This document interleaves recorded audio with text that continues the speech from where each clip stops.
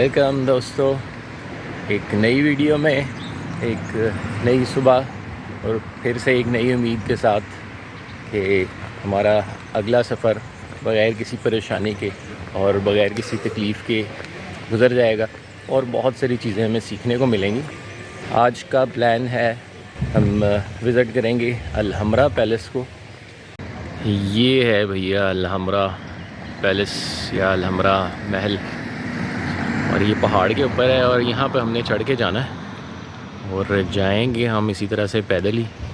तो let's go.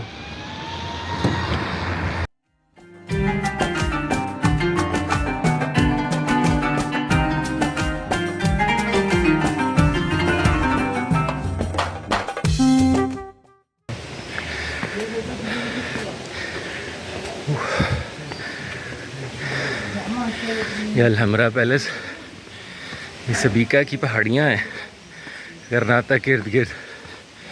उनके बिल्कुल टॉप पे बनाया था खलीफा ने, और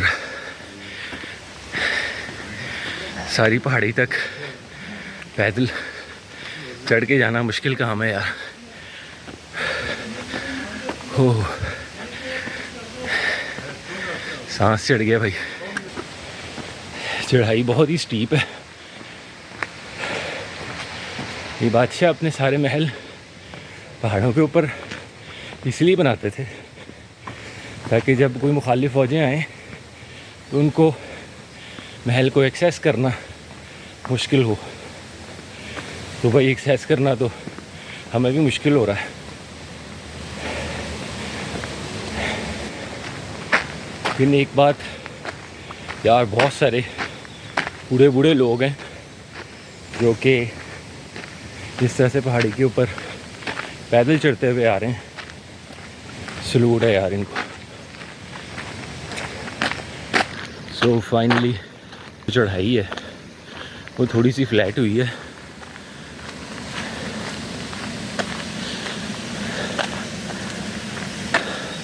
अल-हमरा का जो महल है, पैलेस है तो बहुत शानदार, लेकिन इस शहर की और इस महल की दास्तान बड़ी दर्दनाक है।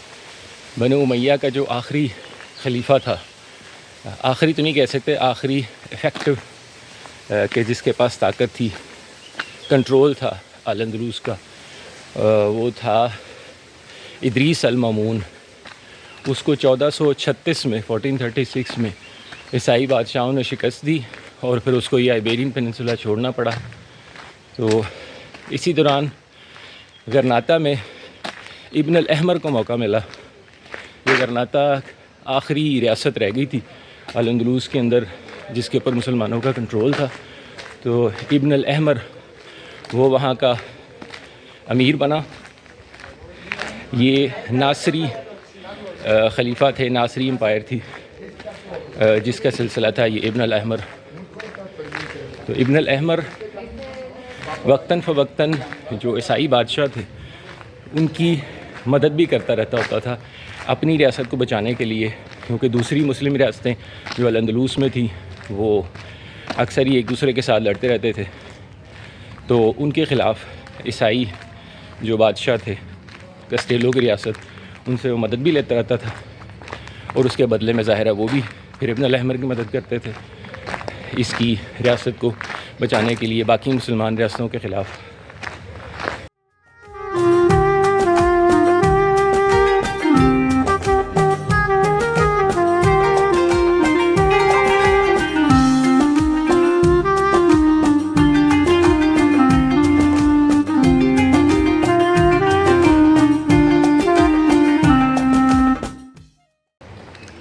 अल-हमरा पैलेस के अंदर मैं आ गया हूँ, लेकिन इसकी एंट्री बड़ी स्ट्रिक्ट सी रखी हुई है यार इन्होंने। आपको एक तो एडवांस टिकट लेनी पड़ती है, अगर अक्सर हो सकता है कि आप आएँ आपको टिकट ही ना मिले। अगर आपने एडवांस टिकट ले भी ली है तो फिर आपको एंटर होते हुए आपका सारा आईडी, आपका पासपोर्ट या जो भी आपकी आइडेंटिटी है उसको बड़ी अच्छी तरह से चेक करते हैं। अब पता नहीं इतनी सख्ती की क्या वजह है, लेकिन बहरहाल एंटर हम हो गए भाई।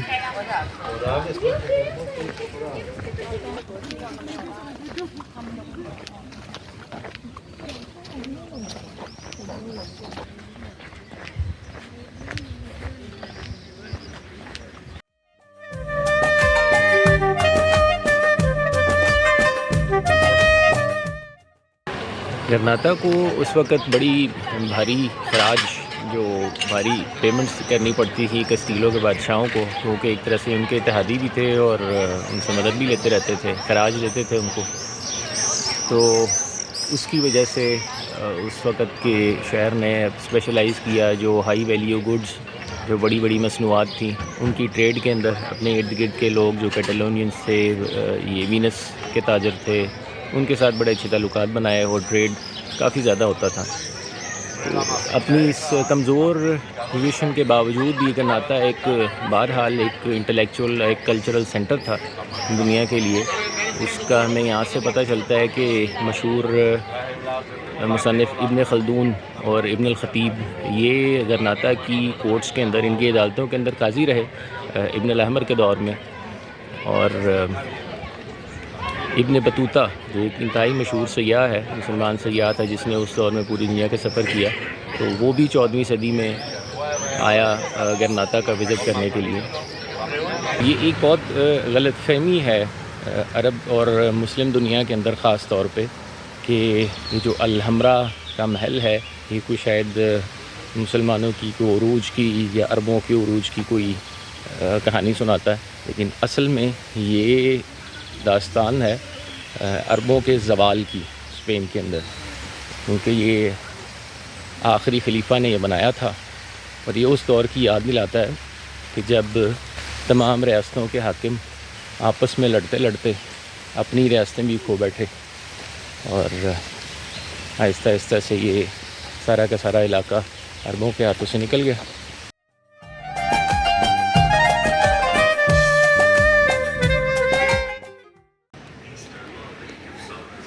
ये अल-हमरा पैलेस के अंदर ही एक और चर्च बिल्कुल उसके सेंटर में। दुनिया में शायद ही कोई शहर और इस तरह का होगा कि जिसमें इतनी बड़ी तादाद में और मस्जिदों को चर्चों में बदला गया।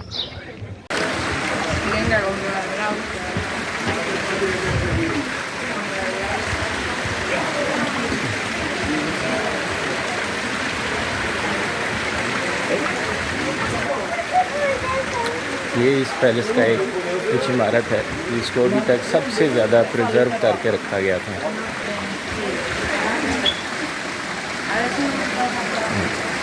ये बिल्कुल सामने ये कलमा लिखा हुआ सारा अरबी में।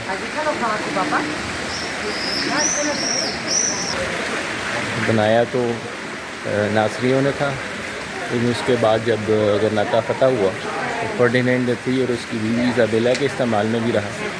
तो इसके बारे में कहा जाता है कि जो इसके फ्लोर हैं, फर्स्ट फ्लोर, ये ईसाई बादशाहों ने आके ऐड किए।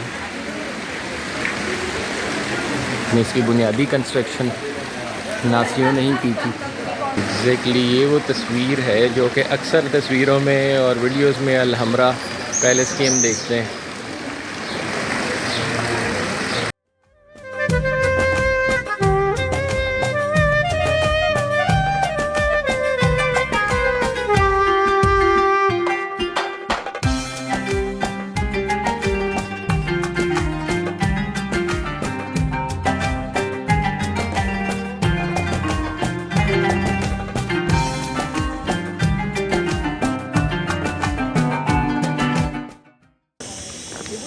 इस पैलेस में घूमते हुए एक प्रॉब्लम, या रश बहुत ज़्यादा है, हमको बहुत स्लो चलना पड़ता क्योंकि आगे पीछे इतने ज़्यादा लोग हैं। और मुझे लगता है कि ज़्यादातर जो लोकल जो स्पेनिश लोग हैं वही आते हैं विज़िट करने के लिए। तो ज़बान सुनने से तो मुझे यही महसूस हो रहा है।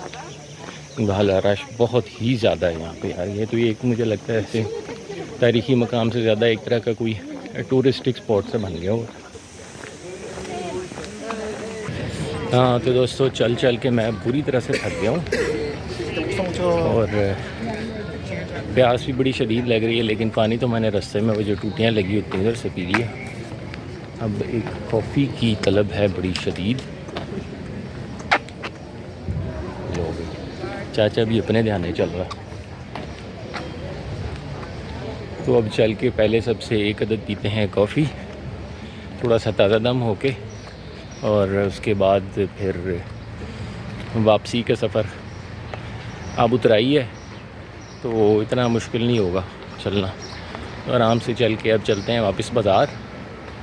और कल यहाँ से मुझे कूच करना है कहाँ भला, हाँ मोरक्को की तरफ। कल का सारा दिन सफ़र में गुजरेगा, ज़मीनी और समुद्री रास्ते के पर, और उसकी भी तैयारी करनी है। चल के ज़रा जो भी कुछ छोटी मोटी चीज़ें लेनी है वो ज़रा ले ले, सोचें क्या कुछ चाहिए। तो लेट्स सी।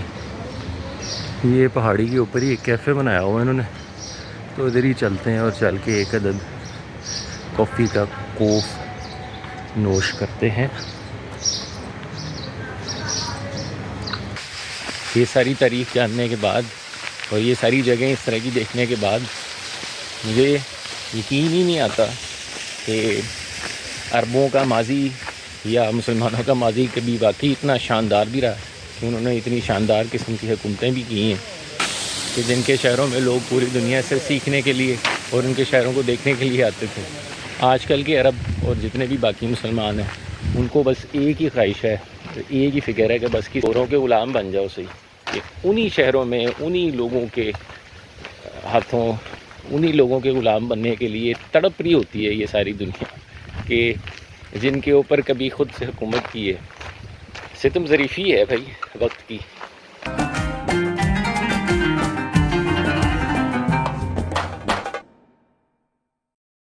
दोस्तों ये जो दोस्त ये लड़का खड़ा है ना यार, Mohammed Sami, he's from Egypt and he's managing all the apartment here, all the rooms here. So Sami, would you give a little information about the city Granada, or any suggestion if somebody is coming to visit this city? Okay, one thing I know that nobody speaks English here. Yes, so yes. Nobody don't speak English here. This city, it is with Arabic and Spanish culture. My opinion, it is 3 days is enough in this city. Okay. The best time to visit the city at the winter, because at the summer many people do not like the hot of the city, because degree here maybe coming for 40 or more than 40 degrees. But right now, this year till now it is good. The last year in July, it was a lot. It was like 40 in July. Okay. So normally, but for the people like me who like summers or like hot weather, for them it's no problem. Yes. For them it's not problem. Yes. Okay. The best time it is also in September, October. The city is not too much cold. The thing is you have to see in the city. Of course, the first thing is people come for visit Alhambra. Yeah. There are many squares here, beautiful, like Plaza Nueva, or also if you want the historic things like the cathedral. Yeah. That is, I think, in the city there are many restaurants here. Also the Spanish and the Arabic restaurants. It is available here too much. Yeah. So it is actually you can see the mixture of Arab and Spanish culture. Yes. In this city. So it is a kind of that kind of thing. So this is really, I personally like this too much. Yes. And if you want to stay, then Sami is here, so you can find a room. Of course. The best room in Granada. Thank you. Of course. So it was really nice to meet you, Sami. Me too. So I am happy to meet you. Really. Whenever I come back, so I will definitely. Of course, you have my number. Just let me know, and you are more than welcome at any time. Thank you very much. It was really nice meeting you. Thank you so much. Thank you. ये एक Syrian restaurant नज़र आया भाई, और देखने में इनका setup बड़ा अच्छा लग रहा है, और खाना भी मेन्यू इन्होंने बाहर ही रखा हुआ है। तो ये है इनका मेन्यू, इसमें चिकन वगैरह की चीज़ें हैं। तो ये एक ट्राई करते हैं।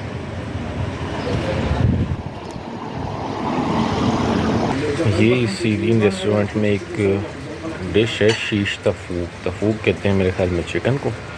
तो ये हुम्मस के साथ ये उसने ला के दी है मुझे, और कीमत भी इसकी मुनासिब है। तो ज़रा ट्राई करते हैं।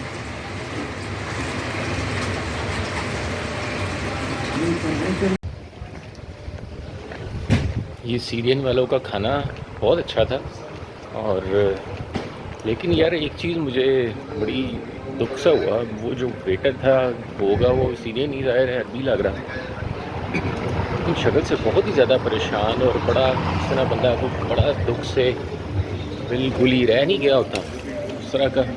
अब मसला है कि उसको ज़ुबान भी नहीं आती थी, इंग्लिश बेचारे को बिल्कुल भी नहीं समझ आती थी। दिल मेरा बड़ा था यार मैं उससे पूछूं कि भाई प्रॉब्लम क्या है, और उसकी शक्ल देख के ना इसलिए फिर मैंने वीडियो भी नहीं बनाई। हालांकि रेस्टोरेंट अंदर से बड़ा खूबसूरत और बड़ा ज़बरदस्त तरीके से डेकोरेट किया हुआ था। वो बंदा जितना तो मुझे परेशान लग रहा था ना मैं अब उससे बात कर सकता हूँ, तो मेरी भी तो हिम्मत नहीं हुई कि यार मैं अंदर वीडियो बनाता कुछ। लेकिन जो लग रहा था मुझे देखने से वो ऐसा ही था कि शायद वो अपने हालात की वजह से, सीरिया में शाम में जो जंग की वजह से हालात हुए हैं, बहुत ही ज़्यादा बुरे हालात हैं यहाँ, तो शायद उसकी वजह से। क्योंकि पीछे एक वीडियो लगी हुई थी उधर सीरिया की, तो उसको देख के ना वो थोड़ा जज्बाती सा हो गया। मेरा ख़्याल यही है कि वो शायद अपने जो उनके जंग की वजह से बहुत सारे लोग भी मारे गए और हालात भी इतने ज़्यादा शदीद ख़राब हो गए, तो उसी वजह से ना बहुत ही ज़्यादा दुखी यार, चेहरे से बहुत ही लग रहा था साफ। लेकिन इधर से देख के मेरे जहन में एक और ख़्याल आया कि भाई अब एक जो टूर है वो सीरिया का भी अब लाजमी करना है। ये जो मेरे पीछे नज़र आ रहा है ये है पुराना दरवाज़ा गरनाता शहर का। अब तो खैर शहर बहुत ज़्यादा फैल गया है, जो मॉडर्न जो उसके इर्द गिर्द ये दरवाज़ा था शहर का, जिससे गुजर के शहर में दाखिल होते थे। तो अब इसी दरवाज़े से भाई हम तो रहे हैं यहाँ से निकल, रात तक ही हूँ मैं यहाँ गरनाता में, और सुबह सुबह मुझे यहाँ से निकलना है अपनी अगली डेस्टिनेशन की तरफ, और अगली डेस्टिनेशन है हमारी तंजीर, मोरक्को में। तंजीर भी एक बड़ा तारीख़ी शहर है, और उधर रुकने की सबसे बड़ी वजह है इब्न बतूता। तंजीर है इब्न बतूता का शहर। इब्न बतूता जो ज़्यादातर लोग जानते हैं, मुसलमान सयाह था कि जिसने अपने दौर में पूरी दुनिया का सफ़र किया। तो उसके बारे में तफसील ज़्यादा मैं जाके तंजीर में ही बताऊँगा। कोशिश पूरी है कि कल सारा दिन सफ़र करके तो तंजीर पहुँच जाया जाए। गरनाता से बहरहाल इतना ही था, और सुबह फिर निकलेंगे अपनी नई मंजिल की तरफ।